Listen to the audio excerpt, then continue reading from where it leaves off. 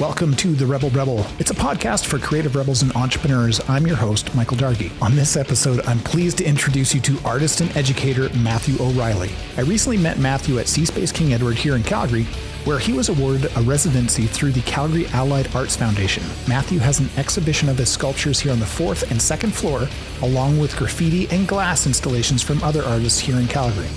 Welcome to the show. Well, welcome back to the Rebel Rebel. I'm your host, Michael Dargy, and across the city of Calgary, strategically placed, I've got Matthew O'Reilly, who's just the most amazing artist I've encountered in so long, because I'm up here at cSPACE. I'm on the 4th floor, and recently you were working up here on the 4th floor, then you put an exhibit up, and Matthew, welcome to the show. Hi, thanks for having me, Michael. Yeah, super excited to be here and to have my work over at cSPACE. Yeah. Why don't you tell us a little bit about the work that you do, because it is uncommon. Yeah. So I do large scale ceramic sculpture, and then I'm not super romantic about just using clay. So I kind of use other materials as well, metal and plaster. And yeah, so I make large kind of figurative monuments. You call maybe public statuary might be a more appropriate term. Yeah. And then I also do a lot of really small kind of figurines, like about 15-inch kind of scale, little ceramic figurines. Oh, and I think I saw those on the 2nd floor of cSPACE. There was a little installation there. Yeah. All right. Yeah. So yeah, there's the space. I think so. The space on the 2nd floor is a show called Navel Gazing. Yeah. And it's kind of like, we could probably get it. It's probably, we can get into it more a bit later, but I guess it's kind of like my little rebellious kind of like being critical of like navel gazing and looking inward. And then, okay, I want to unpack that. Yeah. And then the 4th floor is a group show with some of my buddies, Bobby Wayne and Brian Falbert. Yeah, and that's called Phantasmagorical Figures. And that's right. Yeah. Yeah, because there's some cool graffiti. There's some glass blowing up there as well. Like it's extraordinary to be up here. Yeah, it's really special, and it kind of came together very quickly. I kind of got the opportunity to exhibit some work, and I was surprised to find out that I had a lot of art friends in town that I could just call on. Oh, that's awesome. Well, so I mean, I have so many questions. So let's maybe go back in time a little bit to figure out how it is that you came to be a sculptor, and as the show says, a rebellious sculptor at that. Yeah. So the seeds of my rebellion and my art were planted back in high school, or way back in the day. I don't know if I want to get too biographical about it, but I guess I was always the second best artist in my class. Oh. and it tore me up inside. So throughout my youth, all the way through high school, I'd have like an edge or an axe to grind, and I wanted to be better. I wanted to be the best, but I never was. Yeah. And that kind of gave me a lot of motivation to just get better. And then I guess as teenagers do, they often have kind of a rebellious against the man, Oedipal complex, wanting to kill the father and everything. And I was no stranger to that. For a while, I had dreads, smoked a bunch of weed. Wow. While I was appropriating a bunch of Rastafarian culture, and as we do in high school. Yeah, of course. So that's what we got to try some stuff on, right? Find out who we are. Yeah, exactly. Yeah. So I put on a bunch of different hats, and one of them was an artist sculptor hat, and then the other one was an educator hat. Oh, cool. So they kind of have been co-evolving together. Now you've got your master's, right? You just completed your master's? Yeah, I do. I have my master's in education and my master's in fine arts. Amazing. So, if I could, can we give a shout out to that high school where you were, cutting your teeth and grinding your axe? Well, I guess that'd be three high schools, which is part of. So I went to two high schools. Sorry, just two. Yeah. Oh, you went to two? Yeah, it's a weird experience. Yeah. So which ones were you at? I went to Milton District in Milton, Ontario. Wow. I went to Notre Dame, and I think that's the one I probably hail from the most in Burlington, Ontario. And then I also went to Lester B. Pearson in Burlington, Ontario. Wow, we have a Lester B. Pearson in Calgary too. Oh wow! What brought you to out west? Just for school. I wanted to become better. I had wanted to do a master's in fine arts for ceramics, and I had a really good teacher and mentor kind of recommend that I come out here and work with a particular teacher. Oh, that's awesome. Yeah. Do you want to share their names to give them a little shout out? Yeah. So my mentor, Kasha Peach, she let me know that I guess my professor, my most recent teacher now, she let me know that Zimmerman Biner would be a really good fit for me. And he helps run the graduate studies ceramics MFA program out here. Very and cool. So anyway, she turned out to be right. Yeah. And then I got along pretty famously, and he's a really good friend and mentor of mine now. Oh, that's great. So your style is, and there'll be pictures and there's going to be links in the show notes and stuff like that. And maybe I'll even shoot like a little video going down the hallway just so people can see it. But your style is very unique. How did you come up with that? Because it's just so freaking cool.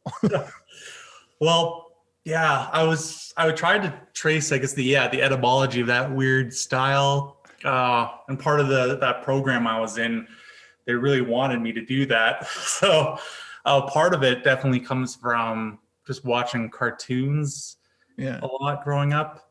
I think in particular, while I was actually making the work, I was watching a lot of Attack on Titan. I don't know if you're familiar with that anime. No. Anyway, it's and just distorting, making cartoons and caricatures. And so that's kind of how that started. And then it's also like a weird kind of conversation, I guess, I have with the material and the work. So I started a lot of those pieces by making just large heads. Yeah. And then I had all these large heads sitting around, and then as you would, as you do when you're older. And then I was like, I wonder, I don't want this just sitting on a plinth, and I don't want this sitting on the floor. And then I, kind of went down the rabbit hole of ideas of what I could do with them. I was like, I'm going to make this stand, and then here we are. Oh, that's so cool. Now, memory serves you just were artists in residence here up at cSPACE. Yeah. And how was that? Like, first of all, how did you get involved in that? So if other people are looking to, get into that program, and how did you find the space, the people, et cetera? Yeah. So it was the Calgary Allied Arts Foundation runs the sweet residency program. Yeah. And they set you up either at cSPACE or at Nvrlnd, which is like an artist-run center. Yeah. And so they have those two options, and you can apply for a 1 to 3 month kind of stay. Yeah. And then it's funded too, which is really awesome and really hard to find. So I think it's like $750 a month. Wow. Per month. So it was a super awesome opportunity that I stumbled across. I think it was back in September. They have their call for applicants. So keep an eye out for that on either their Instagram which is Calgary Allied Arts Foundation, or follow them on. I'm sure they have a brilliant website, and then they have a newsletter as well. You can sign up for that on their website. But that was a really awesome experience. And it kind of gave me a lot of structure and gave me a new place to work.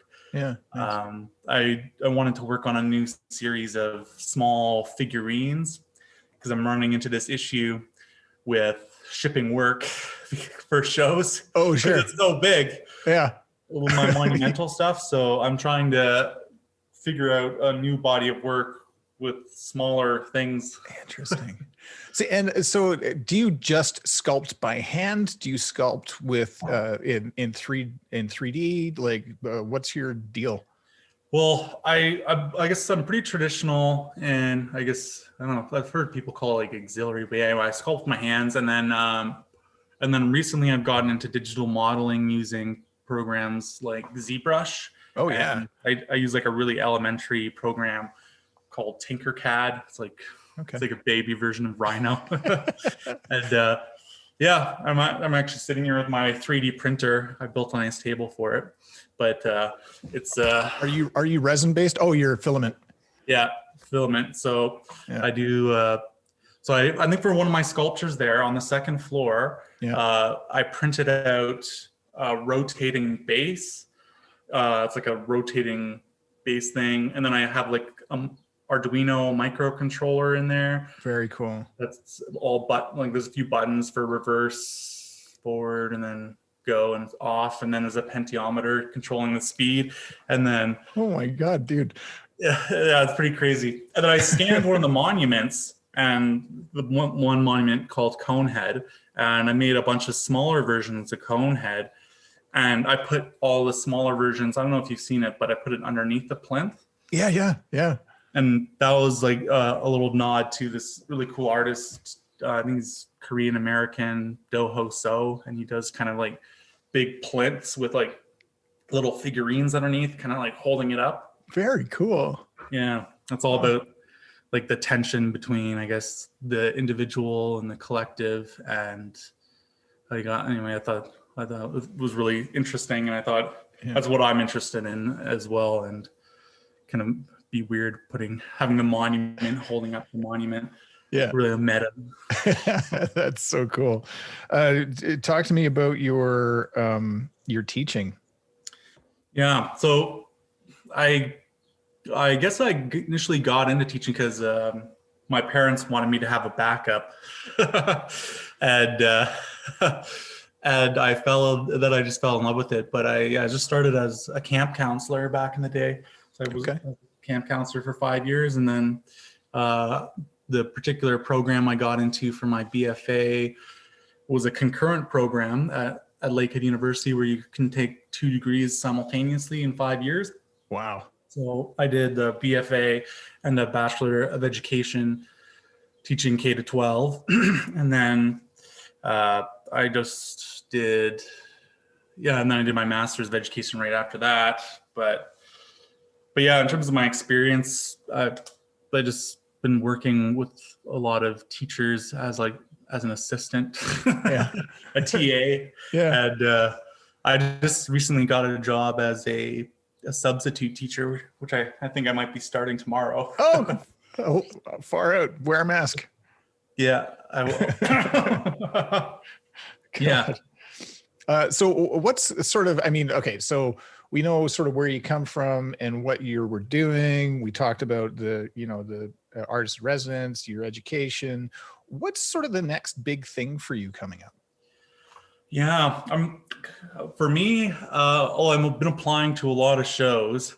Yeah. So, and then I've applied to 2 or 3 places. We're in the process of applying for some solo shows. Nice. And then I've also been working on applications for residencies come September, as well as different jobs. So kind of a person in my position who aspires to be teaching at a post-secondary institution in the future. Yeah. I kind of have to do like these weird stepping stone things. So, Gotcha. And build my CV. So part of it's having shows, residencies, help make the work for those shows. And then also, and then I guess I'm applying for like visiting faculty positions at different schools in the state. Yeah, smart. Yeah. So they're kind of like just entry level things. And then I just started this teaching substitute thing. So that'll hopefully build my experience is a little bit. Yeah. But the next big thing for me is just, I guess, the next body of work. I want to build these big kind of like towers of heads that spin. Oh my God. So it is kinetic, something kinetic. That's cool. I was thinking, if you can imagine, like, I won't be using this imagery, but people are familiar with that imagery, the totem pole. So it's like a stack of heads. I think like maybe I'd like cut it at different lengths and then put some like a little lazy Susan in there. Yeah. And it would kind of like different parts would rotate at different speeds and then surround. It would be heads all around kind of thing. It's a really basic heads. Yeah, exactly. Yeah. And anyway, it's a pretty nascent stages of that project, but that's cool. I've almost got it together. That's great. Well, if anybody is listening and puts on shows, you need to go check out MatthewO'Reilly.ca and see some of the stuff that he's put together, and you need to get him in your shows because it is a draw. And it's in some cases, I mean, it's off-putting, which I like. You know what I mean? Like, especially that giant head with a teeny tiny face, like that. So many things about it that make me think about other things. And if you have the opportunity to get, Matthew in your show, do it because you will not regret it.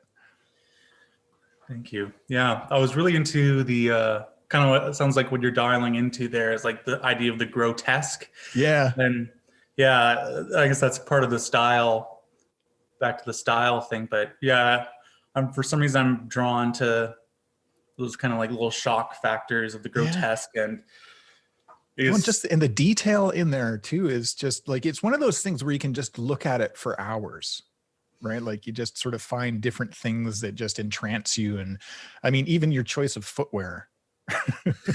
Yeah. Fascinating.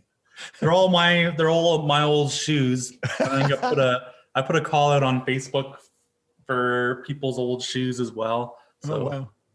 Yeah. Oh, that's so cool. If there were, just going to pick a number at random. It's totally not random. 5 things that you wish people would know. And it could be anything. I realize this is a big ask, but you've traveled this world. You've done some stuff. You've seen some things. What do you just wish that humans would just know already? Well, I guess a big thing for me in my art the question that I'm always thinking about and putting out in the world in hopes that people grapple with it themselves is ideas around just like, ideas around ideological possession or divisive politics. That's what I find is like a big thing. That's timely. Yeah, timely.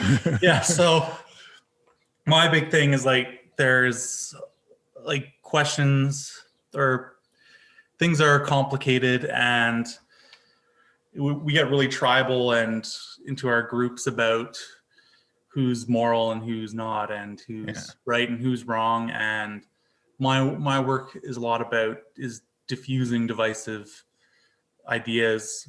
And then I draw upon the language of the public monument, and I use satire to evoke those questions about, what do we value in our public spaces? And anyway, the world idea I like to put out in the world is just like, you can talk to anybody and you can probably find something you have in common with anybody. And I think it's worth doing and making art and make art that doesn't contribute to divisive politics.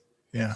So that's one thing I'd put out in the world. I am a big outdoors person, and I've just put together a big kit for doing hiking and camping over the summer. Nice. So I'm pretty excited about that.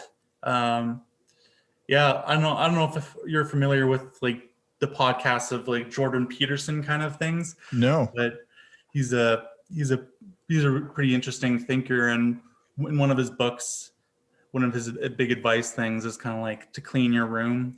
And if that was that's been really helpful for me, and that's an idea I would put out into the world. Like I've been kind of in the past few months just kind of putting myself together, getting a good exercise routine, getting back out into nature. And it has been, like you're saying, it's been really difficult with all the big changes.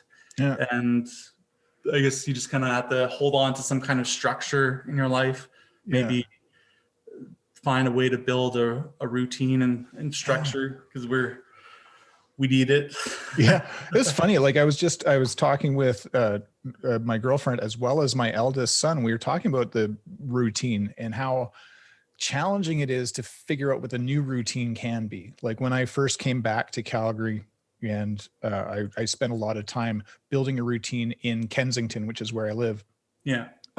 Leaving the house at a certain time, going to a coffee shop, doing some writing, saying hi to people along the way, buying from shopkeepers directly, that sort of thing. And, the world that we're in now, and certainly for the last year and a bit, has taken all that away. So how do you find that new routine?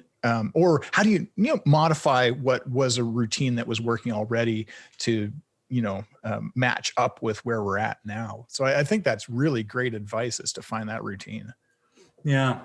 Yeah. For me, it was just the nice thing about jobs, I guess, is like as much as some folks maybe dread the 9 to 5, it's actually really nice for just, it structures your life in such a nice way.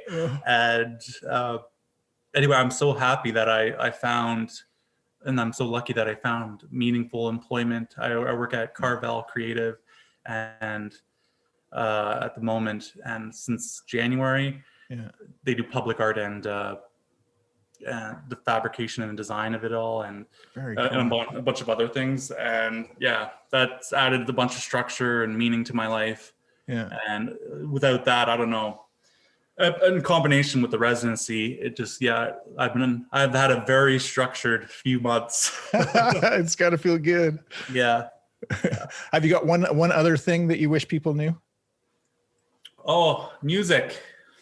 Yes. I'm looking at your guitars and bass in the background, and reminding and thinking of my own music therapy. I'm a musician of sorts. I just play every day a little bit, and it's kind of it's kind of a hobby of mine.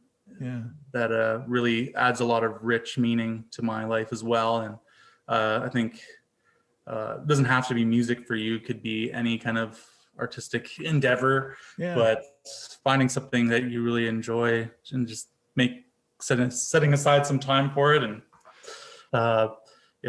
music's awesome. Isn't that the hardest thing, to get into the habit of, is to find the time to do those things that fill you up? Yeah. Fill your bucket. It's a struggle. It's but you gotta do them, or you'll fall fall into a bad way. And you just gotta building that routine with those good things in, and the annoying things we have to do. But do you watch Netflix at all? Yes. Or like Disney or stuff like that? Like what's your go-to right now? What's your thing? So I'm a 90s kid. So I've been with my partner. We've been recently watching a lot of old shows like That's So Raven, or Lizzie McGuire, or like other Family Channel shows. And then we just watched, I think we're almost halfway through Scrubs. Oh, I love Scrubs. So good. I just discovered it, and I've heard so many good things, and it reminds me of Seinfeld a little bit. It's just so good. And I'll watch a lot of Disney Plus. I'm a huge Star Wars guy. Cool. So I'm into all the Mandalorians and all the lightsabers, and of course I don't like the new trilogy, and it's terrible. What did you think of Rogue One? Rogue One was really good. It was so good. It left us wanting more, which was good. Feeling the exact same way. Although did you like Solo? I can't say that I did. Oh, okay. I did. was it Childish Gambino was in that as well as Lando Calrissian. Yeah. I didn't like it as much as Rogue. For some reason, it just Rogue's a high standard to compare anything against. Exactly. Yeah, it was. It set the bar really high. Yeah. But yeah, it was all right. It was. I'd say it was. If I was gonna rank them, it'd be like new trilogies down here. Yeah. Solo, Rogue, and then way up above this building I'm in is Mandalorian. Oh yeah, Mandalorian was so good. So good. All right. What is, if you had to pick a character that you identify most with in the Star Wars universe, who is it? Oh my gosh. Well, it's got to be Obi-Wan. But although I guess Darth Vader and Anakin, I really like his story arc. Yeah. Because it's kind of like, I guess there's kind of like, it's kind of the angel or the Icarus kind of the fall, but then there's the redemption. And it's like the full hero story. And I like that because there's kind of like some realistic struggling. Like I'm not going around killing younglings or anything, but there's some realistic struggle and strife that he faced, and then he did bad things and all those things, but then he redeems himself to an extent at the end, which I thought was pretty powerful. That's awesome. When you're do you cook? Yes, what's your favorite stuff to cook? What is my favorite? Right now it's the Barbie. Yes. Are you gas or coal? Gas. Okay. I tried coal once, and it's a whole process. I was renting a place and they had a coal barbecue, and I just didn't understand how to light it. It's a whole procedure that I was unfamiliar with. And then how much coal do you use? And then it was a whole thing, and I failed pretty epically. So I'm just sticking with the gas and just barbecuing a lot of chicken lately. Nice. Thighs, drumsticks, wings. Just the breasts. And, and a bit of souvlaki on shish kebab sticks, I guess. And all right. Do you make your own souvlaki? No, this is Walmart on sale for like $8. Big pack. So awesome. What's on your bookshelf? Right now, I have a really interesting mix. I think it's one book I've been reading and interested in lately has been Cynical Theories by James Lindsay and Ellen Pluckrose.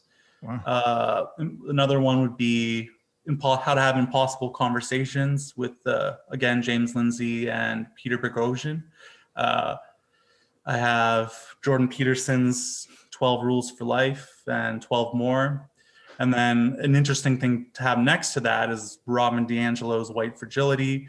A big important piece to me was during the past few years has been this guy named Levinson. He wrote a book about written in stone, public monuments and changing societies. Wow. So those have been like a kind of a bedrock for me as of lately.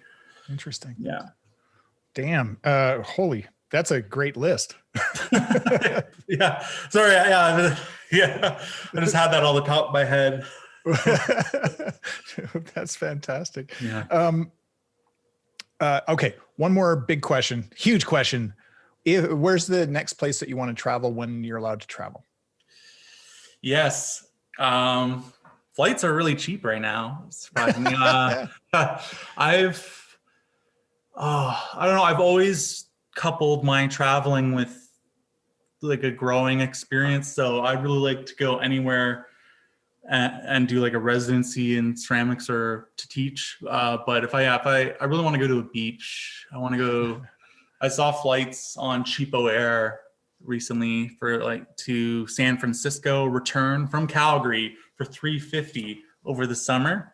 Oh my God. Yeah. So but I don't know, and then same thing around winter. So I was thinking of maybe preemptively booking like a flight to San Fran for $350 in December and go there and hang out on a beach for a week. That sounds like it's such a great idea. Yeah. So I was thinking about, I love to just explore the States more. Yeah. Oh, interesting. Yeah. Have you been, obviously, what's been your favorite place so far? I haven't been too many places. I've been to Florida, Disneyland as a kid. So I was pretty spoiled. And, that was an intense experience. And then, been to Minneapolis, kind of areas in just below northwestern Ontario. So Minnesota, I guess that's Minnesota and areas. And yeah, I guess just those provinces just south of the border, really, or of the Canadian States border. Yeah. Driving through. And Seattle. I went to Seattle. That was so nice. Yeah. I had some coffee in Seattle, did the art gallery there. That was a magical experience. I did a Airbnb and nice. Camping. That was great. Oh, that's so good. Yeah. There's these people in the world, Matthew, that are either just taking their first steps or they're thinking about it. They're just about to, launch maybe. I call these people rebels in waiting. And one of my favorite parts of the show, of course, is to talk with people like you who are out there doing this stuff. And what advice you might have for them that would, help their launch? Yes, to launch.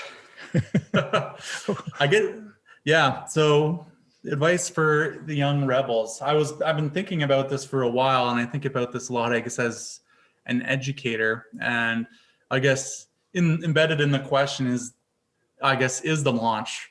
So it's kind of like this, there's like this moment where you're on the ground and then you've launched. Yeah. And what I would say is that there's maybe a bunch of area in between.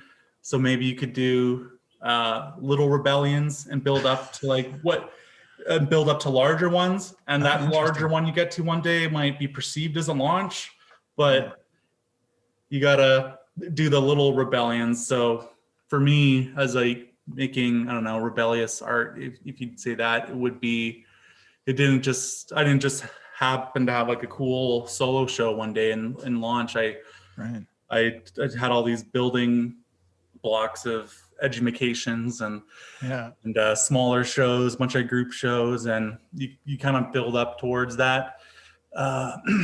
And yeah, I'd say just find your little rebellions first. That's awesome. Oh, I love that. That's so great. Embrace the little rebellions. Yeah, little incremental to get to the bigger ones. I don't know.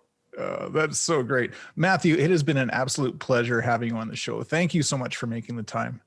Yeah, thank you so much, Michael. This is really nice. And I really appreciate the opportunity to share what I've been up to and to meet you and talk with you some more. And we'll have to play some music together sometime. Hell yeah. As soon as we're able. Thank you for listening to the Rebel podcast. It's a podcast for creative rebels and entrepreneurs. Don't forget to subscribe wherever you get your favorite podcasts. You can also support the show and help shine a light on more amazing people doing incredible things by donating at therebelrebelpodcast.com. I'm your host, Michael Dargy. Until next time.